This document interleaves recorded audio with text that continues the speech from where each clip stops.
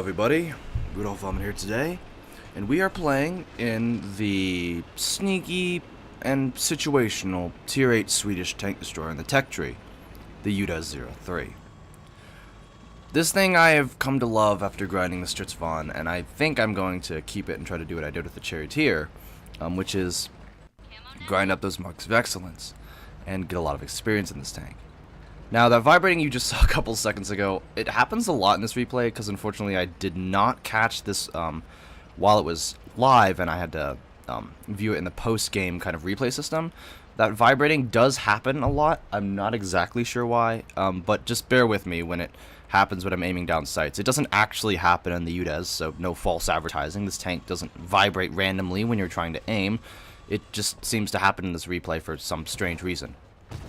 Also, you don't see a lot of red outlines when I shoot at tanks or aim at tanks, and those damage and kill and whatnot medals in the top right corner fluctuate when they appear and disappear and reappear and all that. It's strange, but it just bear with me. So you saw that vibrating when I was shooting at that comet a couple seconds ago, but we did put a fat round into him, and that will go a long way in this kind of matchup where we are top tier. There are a good balance of tier 8s, tier 7s, and tier 6s in this game, and we are in UDES, so as long as we don't get spotted, which is the key feature of this tank, it's very sneaky with a very good gun, very fast, but it has 20mm of frontal armor, and 10mm of side armor at a tier 8, so anything below, any tier can pin this tank, and since it's at tier 8, that makes it even more vulnerable to attack or any kind of rounds, especially high explosive. This thing does not take high explosive well. So as soon as we're spotted, if we are spotted, we will fall back and scuttle away and attempt not to get hit. And that is the strongest point of the UDES, is its stealth and its gun. So unfortunately, as the UDES goes, it is siege mode and it is travel mode. So this replay I will be a lot in siege mode, not be going fast and bombing it around and using my, turret and whatnot to be able to get around tanks and shoot them. This tank does not have a turret. This tank is a locked gun. Now, unlike the Stritzvon 103-0 and the 103B, it's not completely locked. It can go up and down on its own without the siege mode, but in the siege mode, you can point it where you want it when you want it. When you're in travel mode, it can only go up and down, so if you're getting flanked, you might as well give up. Which is why this tank plays a lot better defensively, and it doesn't rely a lot on getting its targets spotted for it, or even spotting them before they spot it, which is nice because it is so stealthy, but at the same time it can be a little frustrating when perhaps a heavy tank is charging towards you, and now normally that wouldn't be a problem, but when you have the option to either be in attack mode, or shooting mode, or driving mode, there's no mix in between, there's no in between, then it can be a little frustrating to have to choose whether you want to be very, very slow but be able to shoot him effectively, or be able to run away and not shoot effectively. It's a choice I've been having a little bit of a struggle with my UDES, but it is a very good tank in the right situation. Now, unfortunately, in this situation, there aren't too many targets being lit up at the moment, so we're kind of just camping here, waiting for whatever. That T-20 we will definitely take. Goes right through him. 288mm of penetration will serve us greatly in this matchup. And since even if I was in a tier 10 matchup, I'd be very comfortable sitting behind 288mm of penetration. We snap a good round of that Challenger there. He's not coming back. But it's just a very comfortable gun to be behind. Not a very comfortable surface of armor to be behind, but a very comfortable gun to be shooting tanks with. It's very accurate in siege mode. In siege mode, it's very accurate. It's very reliable. And it's just a very good gun on a tier 8 tank destroyer. On any tier 8 tank, this would be a good gun. So the match is kind of panning out a little slowly here. It's 4-6. Those scores could change very quickly, very easily. But we are, unfortunately, down a tank. This Tiger 1 is in the open. We're going to punish him for it. But this is a very, Reze and I, this console exclusive map, is kind of a campy map. Especially on Team Destruction. And there we finish off the Tiger 1, because each team spawns kind of in a designated location. The west side gets the castle. The east spawning team gets kind of this ridge and this kind of little hill to use. And in the middle is kind of like a valley. So no one really wants to push, because as soon as you're spotted, everyone from the castle and everyone from these hills is just going to start lighting you up, and you might not make it a couple meters before you're killed. So that's what I kind of feel is happening now. We're kind of having stalemate, which does happen on a lot of maps, but it does especially happen on this map. This challenger is getting aggressive, and further into the game, people will get more impatient. He's going to go for this medium tank. Now, he took more ramming damage, actually, because I believe that's M438, which, you know, most tanks are actually heavier than the challenger. He doesn't have good armor, not very good survivability. We'll finish him off with ease. Now, there's that vibrating, and it does not get this dramatic. I don't know why this happens in the replay. And again, unfortunately, I did not have the pleasure of catching this video live, so we didn't get to see everything I was aiming at all the time. I had to catch it in the post-game replay system. But we do get spotted there, and as 20mm goes in any tier, it's no armor. So I immediately switch to drive mode, and I get the hell out of there. Once I go unspotted, I switch back to siege mode to engage this Tiger 2, who is far enough away he won't spot me. And he doesn't have that good view range anyway, especially with that stock turret of his. Put one round into him. Are we going to get the second? Yeah, we're going to get the second. Alright, and then that's going to put him on about half health. Unfortunately, he does go a little undetected, and we only have 4 tanks left. They have 6 at the moment.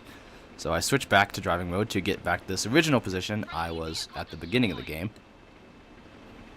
just to pick up some distance between me and the enemy tanks, as this tank does not go a long way with its survivability. 1,000 hit points and 20mm of armor will evaporate in a tier 8, 9 or 10 match. Unfortunately, the rest of us left, the 3 of us now, are tank destroyers. And as far as spotting goes, tank destroyers aren't the greatest. So we are all going to camp on different parts of these ridge lines and hope that they come to us. Because the UDES loves playing defensively, and for the most part, tank destroyers love playing defensively. So what are we going to do? We're going to play defensively. They have heavies and mediums, so I'm very confident that they will have the kind of coordination and try to schedule an attack against us. And that looks how it is. This Panther 2 is kind of peeking. He might have spotted this challenger, maybe the Jagdpanzer. He does go off the radar. And we're kind of just sitting here in the dark. We don't really know where they're coming from. We have an idea of where they're coming from, but we don't know exactly where they're coming from. This challenger looks a little frantic. He might be spotted. Don't exactly know what he's doing. Oh, he does spot an enemy tank. He spots the Panther. I'm telling him to fall back because I don't want him to die, because he's doing a very noble thing by spotting. Unfortunately, he does go down. We tried to fire a shot into that Nomad, but he's behind a wall. Didn't exactly get a good shot into him, but he is a one-shot kill for us, which is good. Tiger 2 was spotted very briefly. He gets spotted again by the challenger. Thank you very much. 1 round into him, and the challenger's gone, and now it is us versus 5 until we kill this Tiger 2, which is going to be easy. We get spotted, but now it is a 1 versus 4, and for that brief moment, we were in a 1 versus 5, which means we have the potential to get a Kolobanov's medal in this match. No spoilers.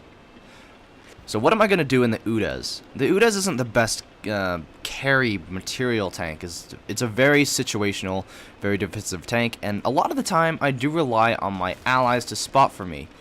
This thing has good view range and good camo, but when you have the option to either shoot or move, no in between, you can't do both, then it is very strange to play with.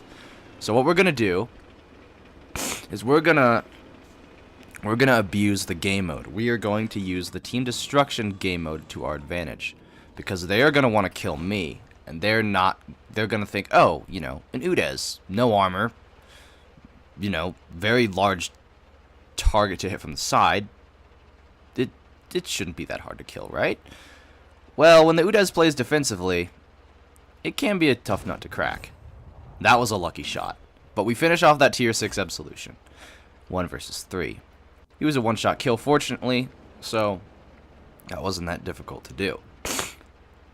Now, even in a top-tier matchup, the UDES can be threatened by bottom-tier tanks just because it has absolutely no armor. So what we have to use to our advantage is our camouflage. We're going to shoot this Firefly, and he has no idea where we are, so he's just shooting randomly. Neither does this KV-85. We can spot them, and since they're, yeah, he fires around in distress. Since they're low enough tier tanks, I'm confident with my binocs and my camo value, they will not be able to spot us 1 versus 2.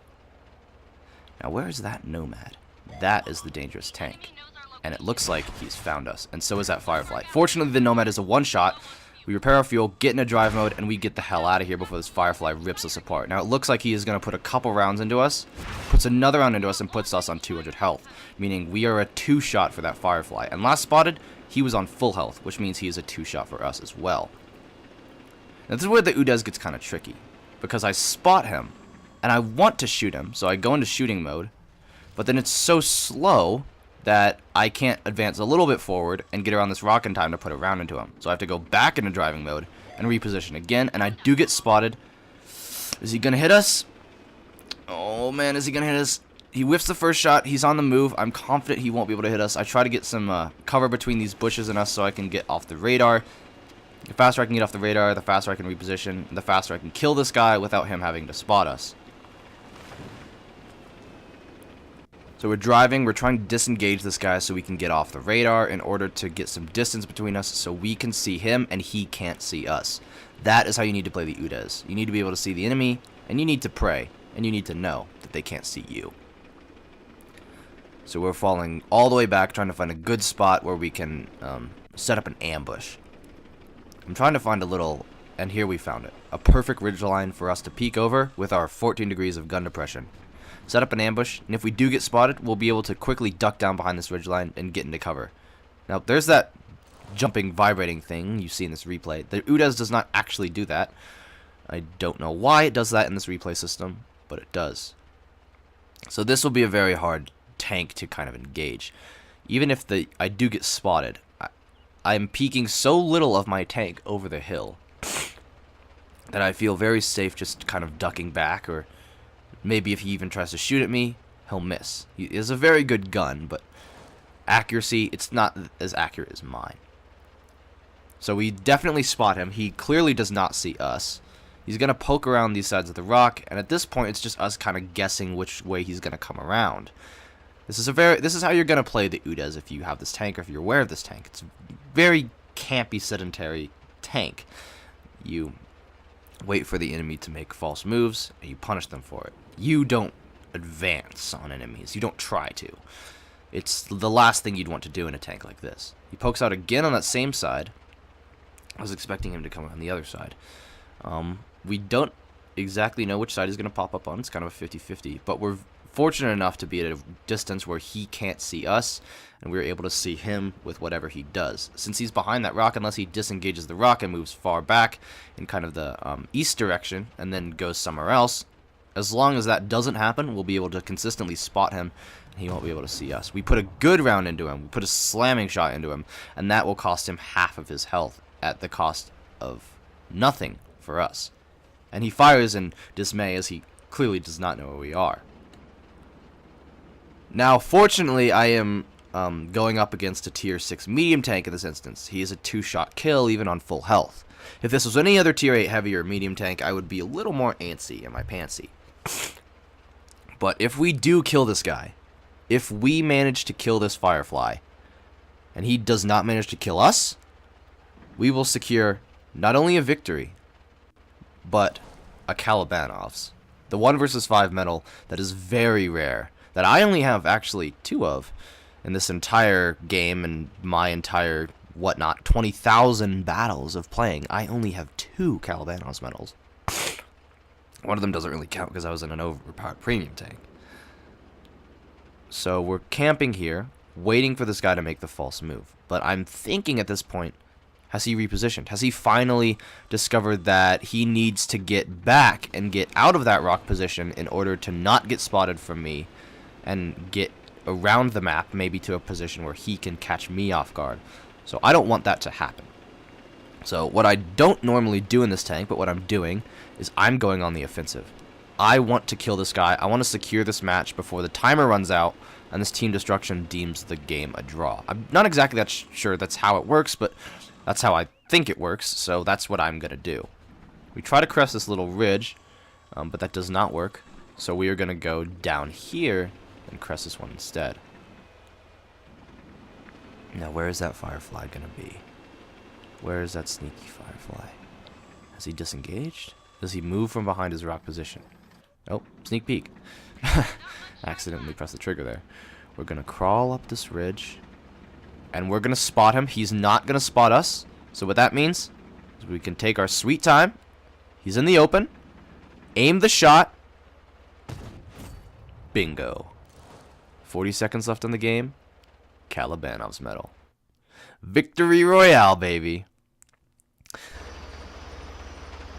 And although that might have been a little in my favor in the UDES, and I did lose mat credits, I still couldn't believe that I'd got a Kolobanov's medal in such a defensively reliable tank. Thank you guys for watching. Maybe I'll start, videos again and all that YouTube stuff. Hope you guys are having a nice Christmas and New Year. Happy holidays.